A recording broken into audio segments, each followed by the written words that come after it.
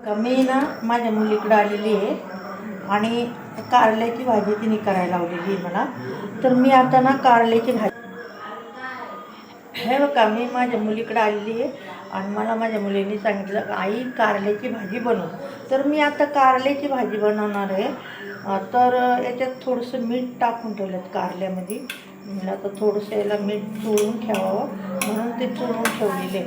आणि हे बघा, त्याच्यासाठी साहित्य टमाटा घेतला आहे, हे बघा लसूण घेतला, टमाटा घेतला आहे आणि कढीपत्ता घेतला, कांदा घेतला, कोथिंबीर घेतली कारल्यासाठी. आता मी कारलं करणार आहे. हे बघा, कांदा लसूण मसाला घेतला, थोडासा घरचा मसाला घेतला, थोडा संडे मसाला घेतला आणि धना पावडर घेतली. परत पाहिलं कांदा मसाला घेतला, घरचा मसाला घेतला, परत संडे मसाला घेतला, धना पावडर 1 चमचा घेतली आणि मीठ घेतलं चवीपुरतं आणि हळद घेतली. तर एवढं घेतलं कारल्यासाठी. आता मी कारलं बनवायला घेते. हे बघा, गॅस पेटवला. आता कढई ठेवते गॅसवर. तेल टाकते गॅस कढईमध्ये. तेल 2 पळ्या तेल टाकते. हे बघा, तेल तापत आलेले आहे. आता मी जिरे आणि मोहरी टाकून देते. त्यात गरम झाले तेल.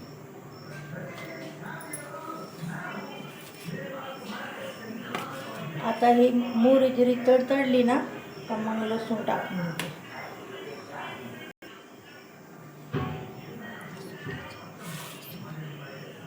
हे बघा, लसूण टेचून घेतलेलं आहे. लसूण टाकून देते.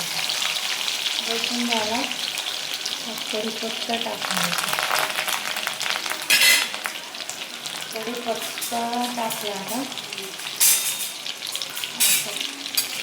कांदा टाकून देते.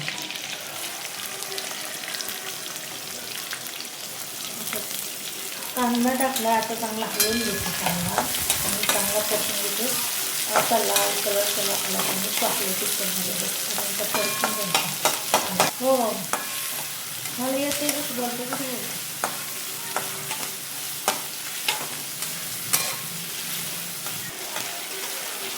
हे बघा, कांदा आता लागला थोडासा लाल व्हायला. आता कांदा लाल झाला ना तर टमाटा टाकून घेते.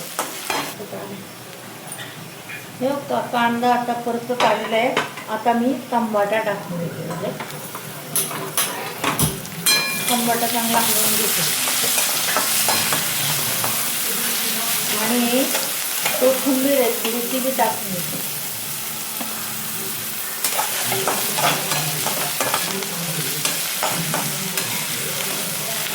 चांगली टमाट्याची असं शिजलं ना टमाटा छान होते. त्याच्यापासून तेलात शिजायला पाहिजे टमाटा.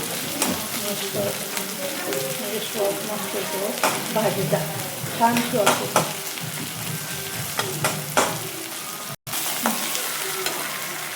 याच्यामध्ये ना थोडं मीठ टाकून ठेवलं होतं मी. आता याला धुवून घेते आणि धुवून मग टाकून देते. चांगलं खळखळ धुवून घेते आणि आता हे बघा, हे मसाला टाकून घेते. हे मसाला आता टाकून घेते. कांदा लसूण मसाला, घरचा मसाला, धना पावडर, हळद आणि घरचा मसाला आणि मीठ सगळं टाकून दिलेलं आहे त्याच्यात. आणि आता मी कारलं टाकते. कारलं चांगलं धुवून स्वच्छ असं पिळून कारलं टाकते. आणि बघा, तुम्ही कारलं खाऊन बघा, मस्त कारलं बनवते. आता हलवून घेते. छान कारलं आहे बघा, मस्त हलवते आणि थोडंसं हे करते. गॅस ना थोडा बारीक करते आणि म्हणजे मंद वाफ ठेवते. हे कारलं शिजून देते. हे बघा, थोडंसं ना पाण्याचा शितोडा मारते त्याला आणि थोडं मारते असं एकदम थोडं आणि आहे ना झाकण ठेवते. आता वाफेवर शिजून कारलं मस्तपैकी.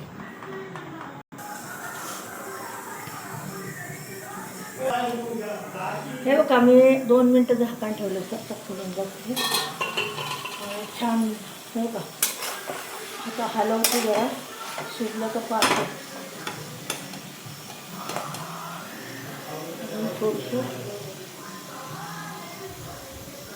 थोडं कच्चं आहे अजून. झाकण ठेवते 2 मिनटं आणि थोडीशी साखर टाकते. हे बघा 1 चमचा साखर टाकते, म्हणजे चव चांगली येते. दुसरं काय नाही टाकलं. छान चव येते. साखर टाकायला थोडी चवदार लागते, एकदम खायला टेस्टी लागते.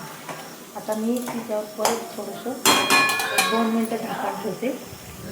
ते आपलं कारलं शिजत.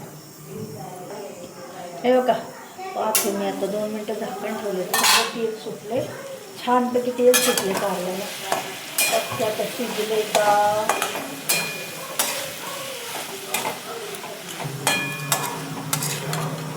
मस्त खाली शिजत. थोडंसं अजून 2 मिनटं ठेवते. शिजत आलं आता, थोडंसं शिजू द्या.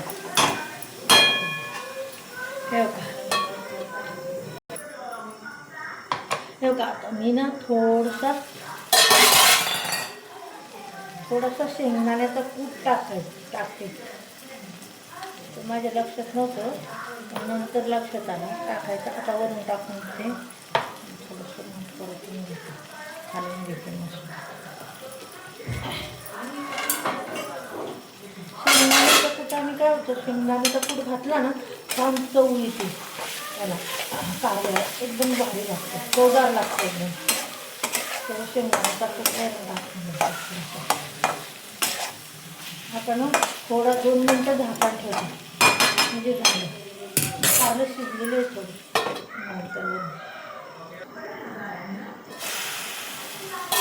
बघा किती सुंदर कारलं झालं, एकदम छान झालं बघा. आता तुम्हाला मी काढून दाखवते कारलं. हे ताटामध्ये काढलेलं आहे कारलं आणि वरून थोडीशी कोथिंबीर टाकते. आणि किती बघा एकदम असं सुंदर कारलं झालं. त्याचा कलर किती सुंदर कारलं झालं आहे. त्याचा कलर हिरवाच राहिला आहे. कारलं हिरवं, एवढं शिजलं तरी हिरवाच कलर राहिला. कोथिंबीर टाकली वरून मस्त, एकदम छान झाले का. असं बघा, करून बघा आणि कमेंट करा, लाईक करा, सबस्क्राईब करा. नमस्ते.